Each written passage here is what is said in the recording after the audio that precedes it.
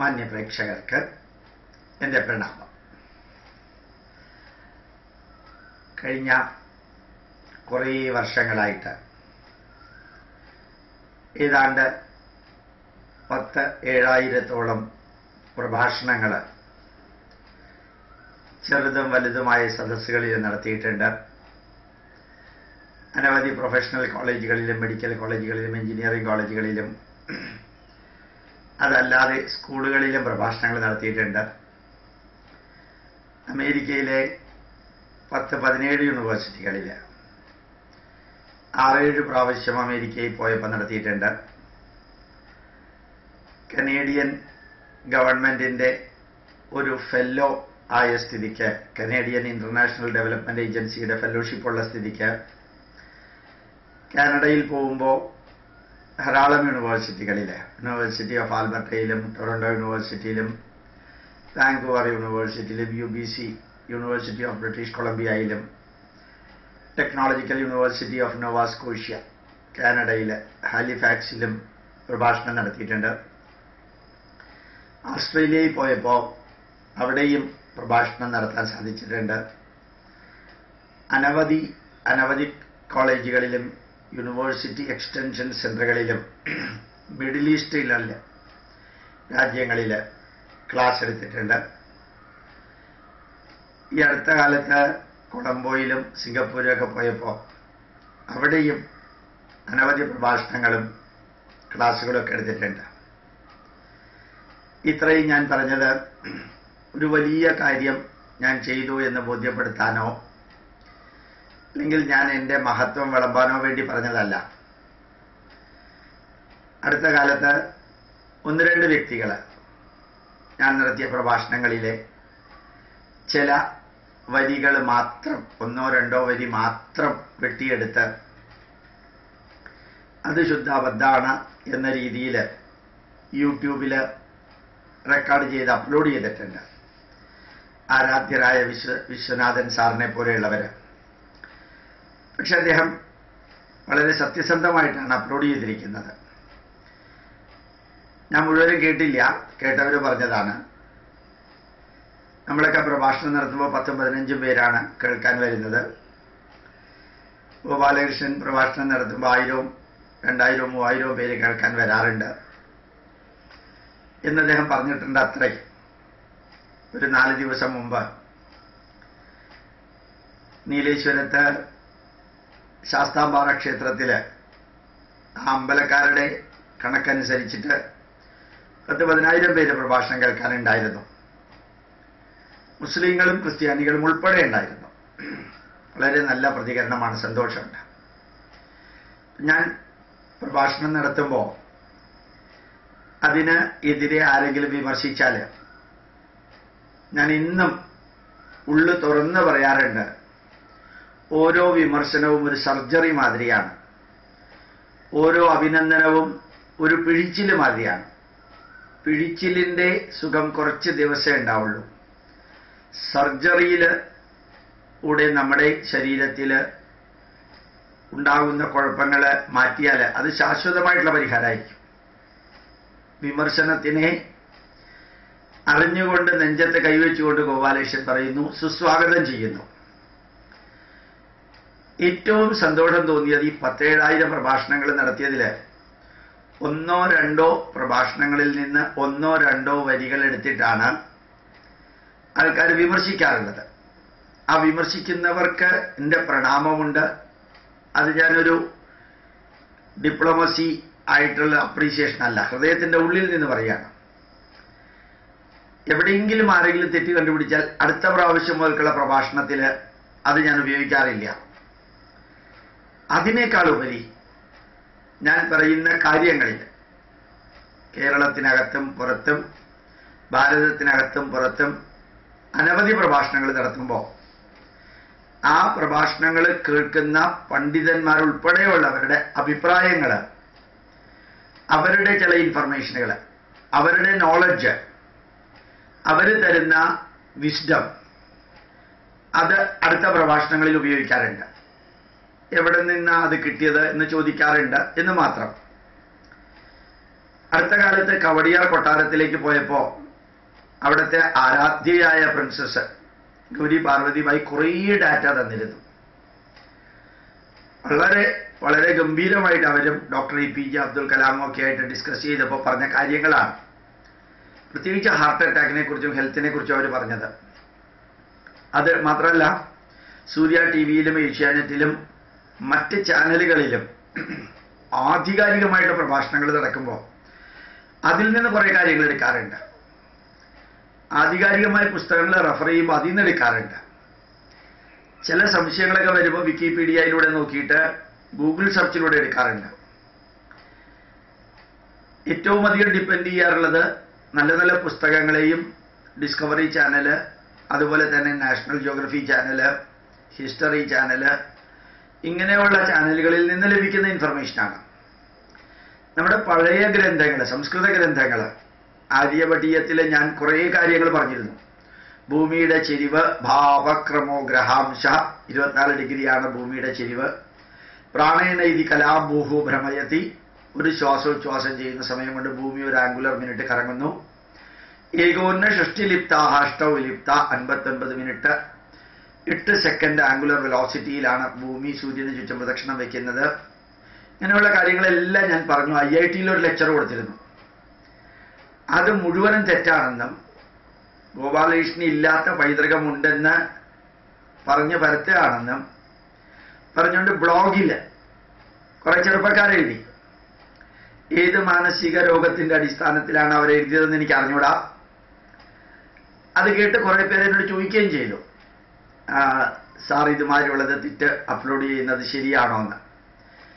ഞാൻ അവരോട് പറയുകയും ചെയ്തു, ഞാൻ കോട്ട് ചെയ്തിരിക്കുന്ന മുഴുവനും Indian national science academy, Indian journal of history of science, അതുപോലെ ലക്നൗ യൂണിവേഴ്സിറ്റിയിലെ mathematics and astronomy department, Aligarh Muslim യൂണിവേഴ്സിറ്റിയിലെ സാൻസ്ക്രിറ്റ് ഡിപ്പാർട്ട്മെന്റ്, അടയാർ ലൈബ്രറിയിലെ പണ്ഡിതരായിട്ടുള്ള വ്യക്തികൾ, വിശ്വേശ്വരാനന്ദ വിശ്വവിദ്യാലയത്തിലെ പ്രഗത്ഭരായ സംസ്കൃത ഡിപ്പാർട്ട്മെന്റുകാർ, ബനാറസ് ഹിന്ദു യൂണിവേഴ്സിറ്റിയിലെ ഇൻഡോളജി ഡിപ്പാർട്ട്മെന്റിലെ വ്യക്തികൾ, IISCയിലെ ഡോക്ടർ KI വാസു ദ്വാരകാദാസ തുടങ്ങിയവർ, അതുപോലെ തന്നെ ഹൈദരാബാദ് യൂണിവേഴ്സിറ്റിയിലെ ഡോക്ടർ രാജൻ തുടങ്ങിയവർ, പ്രസിഡൻസി കോളേജിൽ സംസ്കൃത ഡിപ്പാർട്ട്മെന്റിലുള്ള കുറെ വ്യക്തികൾ, ഒരു പെക്യൂലിയർ പേരാണ് അവിടെ ഉള്ളവരുടെ, എനിക്കതിപ്പോൾ ഓർമ്മ വരില്ല, ബ്രാക്കറ്റ് എന്നോ എന്തോ ആണ് പേര്.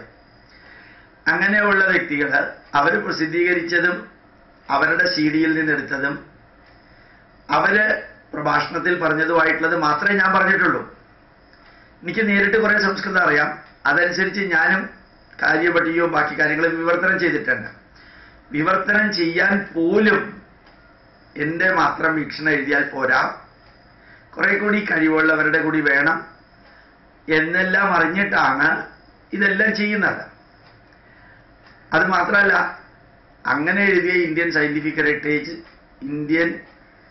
ഹെറിറ്റേജ് എന്ന പുസ്തകത്തിനാണ് UGC ഡിലിറ്റ് തന്നത്.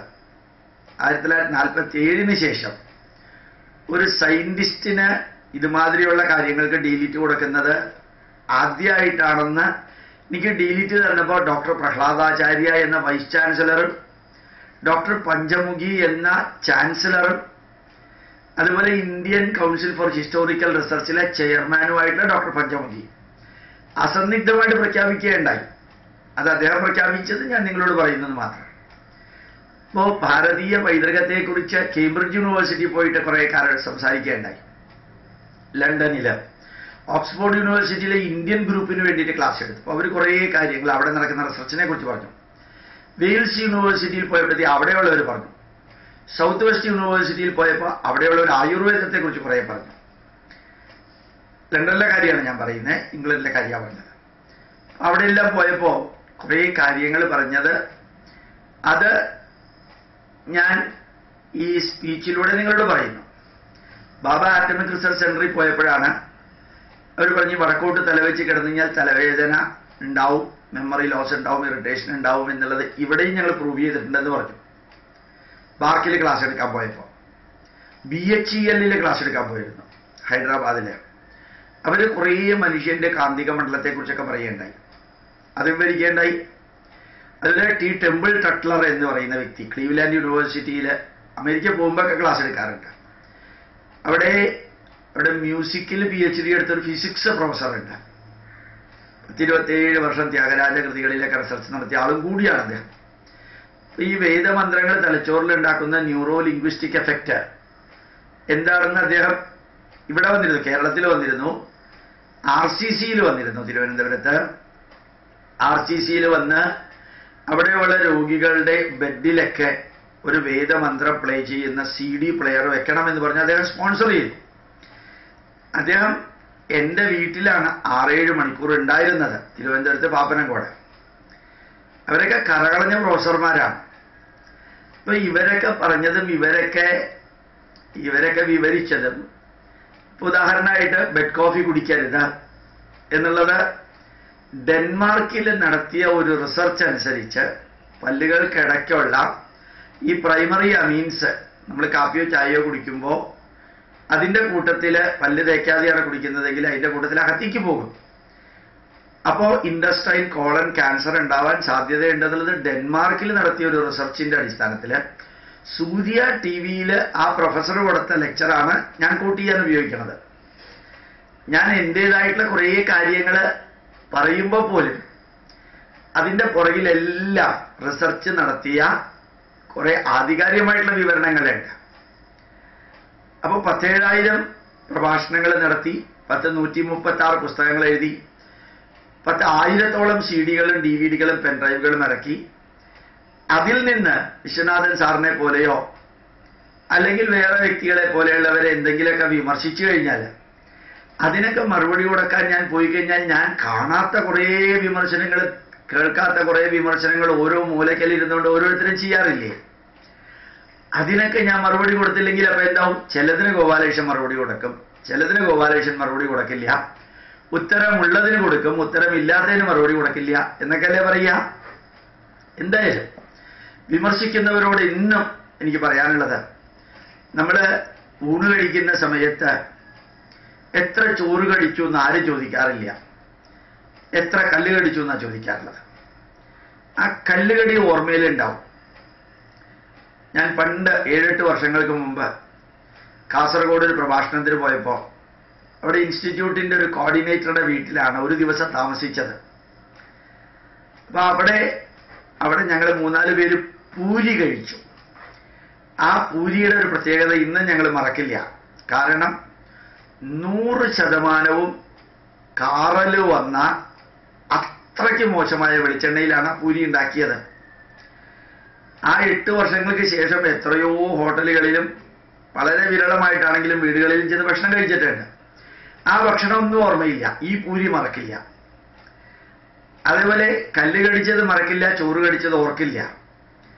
അക്ഷര ശരികൾ പുസ്തകങ്ങളിലുണ്ടെങ്കിൽ ആരും കമന്റ് ചെയ്യില്ല, അക്ഷര തെറ്റുകൾ ഉണ്ടെങ്കിൽ കമന്റ് ചെയ്യാം.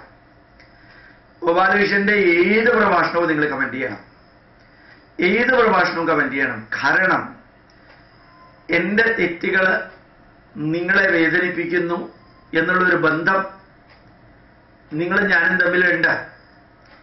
ആ തെറ്റുകൾ ഗോപാലകൃഷ്ണന്റെ കൂട്ടത്തിലുള്ളവരും അറിയണം.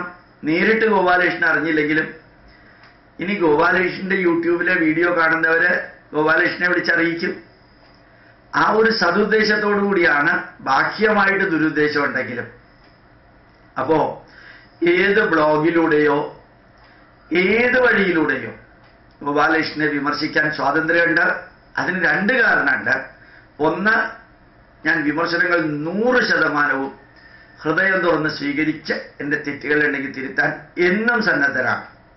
2, ആദ്യത്തേതിനേക്കാൾ വലുതാണത്, ഞാൻ മറ്റുള്ളവരെ വിമർശിക്കുന്നു എങ്കിൽ മറ്റുള്ളവർക്ക് എന്നെ വിമർശിക്കാൻ സ്വാതന്ത്ര്യമില്ലേ? ഇത് വൺ വേ ട്രാഫിക്. ആ വിമർശനം ഞാൻ കർദിനാളിനെ വിമർശിക്കും, ബിഷപ്പിനെ വിമർശിക്കാറുണ്ട്, സുധീരനെ വിമർശിക്കാറുണ്ട്, മോഡിയെ വിമർശിക്കാറുണ്ട്, BJP-ക്കാരെ, RSS-കാരെ, NDF-കാരൊക്കെ വിമർശിക്കാൻ സാധിക്കുമെങ്കിൽ ഗോപാലകൃഷ്ണനെയും വിമർശിക്കാൻ ഇവർക്കെല്ലാം തീർച്ചയായിട്ടും അവകാശമുണ്ട്. They have got the duty, the privilege and also the responsibility to criticize back. അല്ലാതെ വിമർശനം വൺ വേ ട്രാഫിക് അല്ല. ഞാൻ പറയുന്നത് മാത്രം ശരി എന്ന് പറഞ്ഞുകൊണ്ട് ഞാൻ നടക്കുകയാണെങ്കിൽ ഈ ലോകത്തിലെ ഏറ്റവും വലിയ വിഡ്ഢി ഞാനല്ലേ? അപ്പോ വിമർശിക്കുന്നവരുടെ വിമർശനങ്ങൾ സുസ്വാഗതം. ഈ നമ്മളുടെ യൂട്യൂബ് കണ്ട് അഭിനന്ദിക്കുന്നവരോട് പറയുന്നു, വിമർശനങ്ങൾ ഉണ്ടെങ്കിൽ അറിയിക്കുക. അഭിനന്ദനങ്ങൾ അറിയിച്ചാലും അറിയിച്ചില്ലെങ്കിലും ഞാൻ അത്ര ഇത് ശ്രദ്ധിക്കാറില്ല. കാരണം ധാരാളം പേര് അഭിനന്ദിക്കാറുണ്ട്.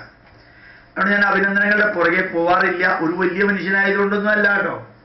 കാരണം ധാരാളം പേര് വെരി ഗുഡ്, എക്സലന്റ് എന്നൊക്കെ പറയുമ്പോൾ ശരി, ഗോപാലകൃഷ്ണന്റെ ഫാനാണ് ഞങ്ങളിതൊക്കെ പറയാറുണ്ട്. ഈ ഗോപാലകൃഷ്ണന്റെ ഫാനാണെന്ന് പറയുന്നവരും എനിക്ക് ഒരു തെറ്റ് ശരിക്കും സംഭവിച്ചാൽ തീർച്ചയായിട്ടും അവര് അപ്പൊ പറയും, ഞങ്ങൾ അന്നേ വിചാരിച്ചതാണ് ഗോപാലകൃഷ്ണൻ എന്തെങ്കിലും പ്രോബ്ലം ഉണ്ടാവുമെന്ന് അപ്പൊ പറയും.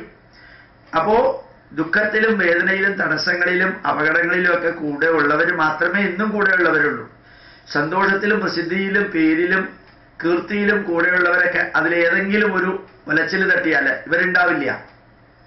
അതുകൊണ്ട് ഇതൊന്നും നമ്മളെ ജീവിതത്തിൽ ബാധിക്കണില്ല. അഭിനന്ദനങ്ങളും അവഹേളനങ്ങളും ഒന്നും ബാധിക്കുന്നില്ല. അത് നിരന്തരം പ്രഭാഷണങ്ങളിൽ പറയാറുണ്ട്. സമശത്രൗജ മിത്രേജ തഥാ മാന അപമാനയോഹോ ശീത ഉഷ്ണ സുഖ ദുഃഖേഷു സമസംഗ വിവർജിത. ശത്രു എന്നോ മിത്രമെന്നോ മാനമെന്നോ അപമാനമെന്നോ തണുപ്പെന്നോ ചൂടെന്നോ അവഹേളനമെന്നോ അഭിനന്ദനമെന്നോ ഒന്നും നോക്കാറില്ല. തുല്യനിന്ദ സ്തുതിർമൗനി സന്തുഷ്ടോ ഏന കേനചിത് അനികേത ഭക്തിമാൻ സ്ഥിതമതിർ ഭക്തിമാൻ മേ പ്രിയോ നരഹ. എനിക്കിഷ്ടപ്പെട്ടവെന്ന് പറയുന്നത് സ്തുതിയിലും നിന്ദയിലൊക്കെ ഒരേപോലെ ഉള്ളവനാണ്. അതെല്ലാം ഭഗവത്ഗീത പഠിപ്പിക്കുമ്പോൾ കുറേയൊക്കെ എൻ്റെ രക്തത്തിലും ഉണ്ടാവണമല്ലോ.